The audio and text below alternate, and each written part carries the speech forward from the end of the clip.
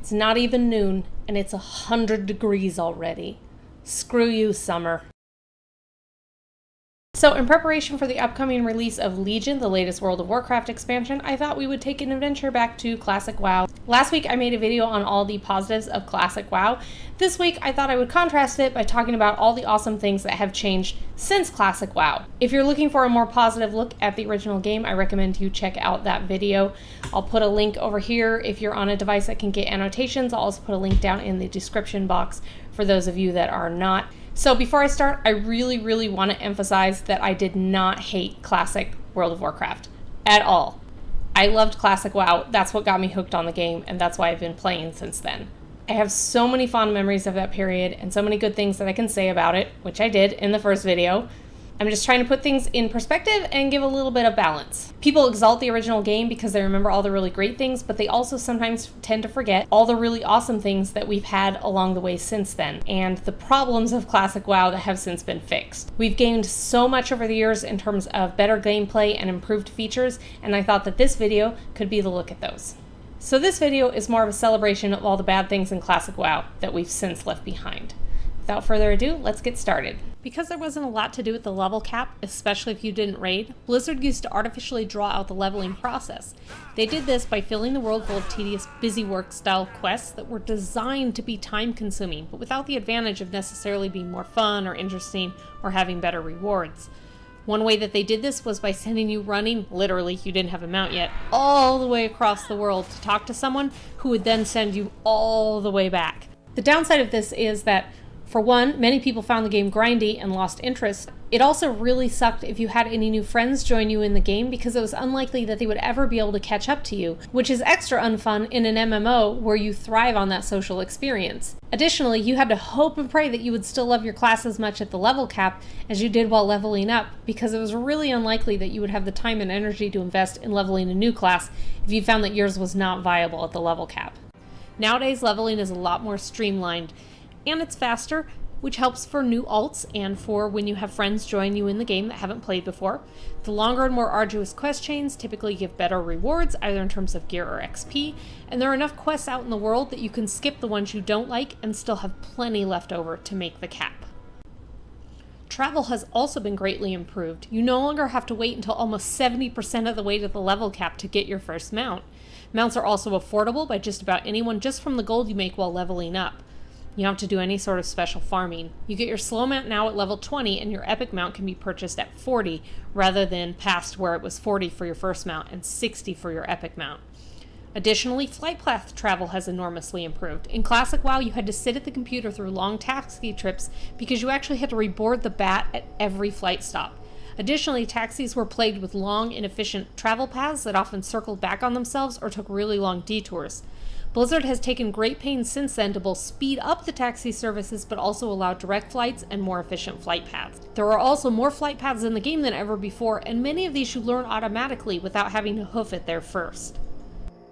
Coupled with that, there are also a lot more mailboxes, inns, and graveyards and that sort of thing out in the world, which was an enormous quality of life change. Anyone who played the cap at level 60 remembers the ungodly run back after a wipe in any of the 5 instances of Blackrock Mountain. You had to traverse the entire zone, then run through the whole inside of the mountain, including terrain jumping or chain running, before you could get back inside the instance. A single wipe in one of those instances could involve 15 minutes of wipe recovery, much of that just spent ghost running. Class design has also come a long way. Although balance is still an ongoing struggle, things have improved vastly since Classic. In the original games, many classes only had one spec that they could play at the end game, and some of those were just one-trick ponies. For example, if you were a shaman, in PvE, you were Resto, and it was because the raid needed you to drop Mana Tide Totem for the real healers. Unless it was PvP, then you were Enhancement for Wind Fury Totem. Rogues were always combat daggers, warriors were always tanks, priests were always holy, and druids could do a wide variety of things kind of poorly. Classes like Shadow Priest, Ret Paladin, and plethora of other specs were not viable in PvE and only in PvP, or only not at all. Of course, the revelation that the class you picked might be laughably bad at the cap would only be discovered after you've already spent months and months of work getting there. Surprise! Nowadays, almost every spec in the game is viable in PvE, and almost all of them in PvP. Although some will still perform better than others at given points in time, the differences in specs usually are only a few percentage points and not a huge gap. So unless you're a hardcore min-maxer, you can safely select just about any class and spec for leveling and for endgame. Although the talent changes have been a little contentious with their pros and cons, no one is going to miss some of the worst talents that used to litter the original talent trees. There were stupid talents like improved wanding, the rogue's original throwing specialization, parry for ranged classes. There were also ones that were totally schizophrenic, like the shaman's enhancement tree, where you would have to take talents to improve your shield block because it was a prerequisite to the tier that would teach you to use two-handed weapons. And even if a particular talent tree avoided having useless talents, there was certainly no guarantee that it would be a balanced and playable spec choice at the cap.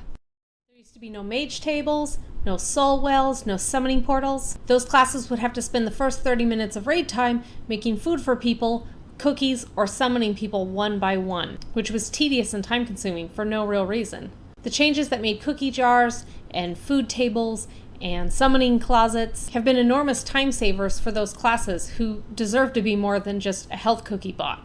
I remember when hots didn't stack, and so only one person in the raid could apply each particular kind of hot. I remember when they increased the boss debuff limit from 8 to 16. I don't think there's even a limit now, but people still had to be careful what they put on the boss, lest they push off something more important, like the tank's sunders, which they needed to hold aggro. I remember being a rogue who used sharpening stones rather than poisons for that very reason. I remember 5-minute paladin blessings. I remember when hunters couldn't trap in combat and Fang Death actually killed them if they did it for too long. I remember each faction arguing, justifiably, that the other faction had an edge in PvE or PvP because they didn't have access to the same classes, buffs, and abilities, including many staple buffs. I remember when group buffs and max rank spells were actually obtained through raid drop books. Screw you, non-raiders. All of these things have been fixed and improved greatly since Classic. Let me talk about bag space. Bag space is one area that hasn't been improved across the board. With things like the collections tab and other streamlining, we have a ton more space in our bags that we ever did back then. Nowadays, the biggest complaint about bag space is that our original bag is still a 16 slot. In Classic, everyone's bag was filled up with reagents, specialty tools, class unique items, not to mention the materials needed for professions. Of course, many common items only stacked in small quantities, if at all. For example, potions only stacked to 5. Many of your bag slots were permanently inhabited by other crucial items like keys, which you needed to get into many dungeons in the game. Forget about even carrying fun items like pets or more than one mount, which used to take up bag slots. Nowadays, mounts and pets are spells that you summon from the collections tab, as are other fun items like toys. Even some gear like heirlooms are there. There are very few reagents left in the world. There's no more keys. Everything stacks much higher. Even gear sets have improved, with many gear pieces that switch stats when you switch talent specs, allowing you to improve how much extra gear you need to lug around to play those other specs. Gear design has come a long way, with item budgets being streamlined and improved, to Blizzard virtually eliminating useless gear types from the game. When you're leveling up in Classic, it wasn't uncommon to be rewarded from a quest with something totally absurd, like a plus spirit two-handed axe or agility plate. In the endgame, armor pieces, including your class sets, were itemized extremely poorly. Holy paladins would wear agility, warriors would have spirit. You wore armor that had an item budget wasted on stats that were useless for you because that's all there was. There was one set for all specs of that class, and they often included stats that were good for none of the specs.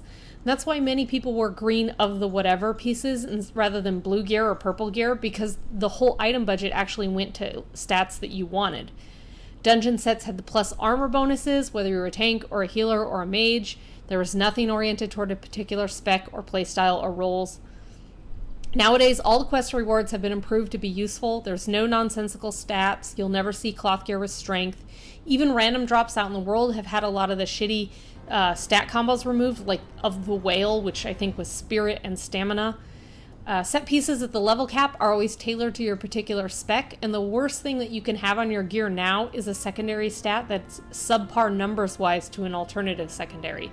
In Classic, some slots, like trinkets and necklaces, were just very hard to find in general. I began raiding as a rogue with the plus dodge trinket from Alterac Valley PvP, and the damage absorption one that came from Eroj the Summoner in APL. Nowadays, there are a ton of options out there, not just from dungeon drops where you hope to get lucky, but also from quests and reputations and crafting. So no one will ever get stuck with a nonsensical piece of gear for lack of better options. Practically every epic in the game in Classic WoW was only available through raiding or dedicated PvP.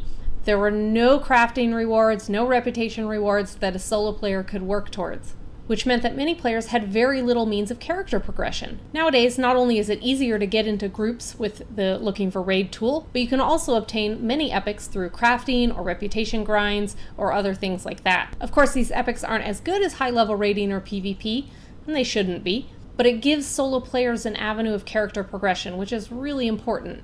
Aside from just being able to craft epics, we also had a lot of improvements to the profession system, a few missteps and warlords aside. You used to have to carry skinning knives in order to skin, mining picks in order to mine, but I also remember items that give you plus bonuses to skinning that were not skinning knives, and plus bonuses to mining that were not mining picks, so you ended up having to carry around both of those things. You also used to have to keep every single rank of enchanting rod because each level range required its own enchanting rod. Of course, you probably didn't use the low-level enchants because the profession UI did not used to have a search feature to locate the enchants in question. And of course, we didn't have the fabulous feature we have now that allows you to look up the crafting recipes that your guildmates know so you can ask them for assistance with crafting things. Love or hate grouping tools like LFR, it's letting people experience content that would have otherwise been extremely difficult for people to see back in the day. I remember missing entire dungeons, even on a high pop server, because it was next to impossible to find groups with the laughable LFG chat. It could take hours and hours of asking, and who has time for that? Even once you got a group, a single dungeon could be a full night's commitment. Sometimes even then you didn't finish.